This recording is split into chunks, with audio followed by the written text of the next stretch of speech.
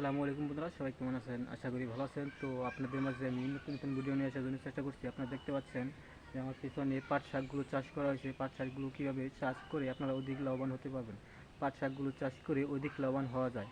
Hello বন্ধুরা, দেখতে পাচ্ছেন আপনারা যে পাট শাকগুলো চাষ করে অধিক লাভবান হচ্ছেন। গ্রাম অঞ্চলে কৃষি ভাইরা কীভাবে পাট শাকগুলো চাষ করে অধিক লাভবান হচ্ছে, অল্প জায়গা জমিতে আপনারা সহজ সহজ পদ্ধতিতে পাট শাকগুলো কীভাবে চাষ করবেন।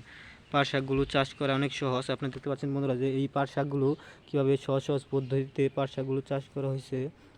তো এগুলা কৃষি শ্রমিক ভাইরা কীভাবে পাট শাকগুলো চাষ করে আপনারা দেখতে পাচ্ছেন বন্ধুরা যে পাট শাকগুলো চাষ করে অধিক লাভবান হচ্ছেন।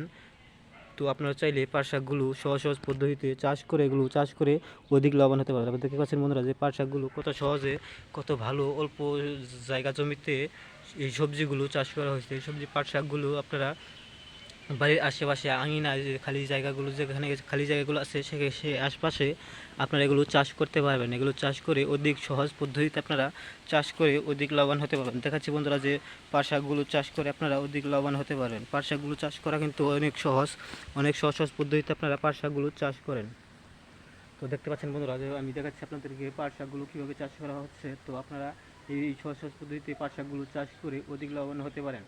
তো বন্ধুরা, আজকের মতো বিদায় নিচ্ছি। আর সবাই ভালো থাকবেন। আসসালামু আলাইকুম। এবং আমার চ্যানেলটি সাবস্ক্রাইব করে দিয়ে রাখবেন।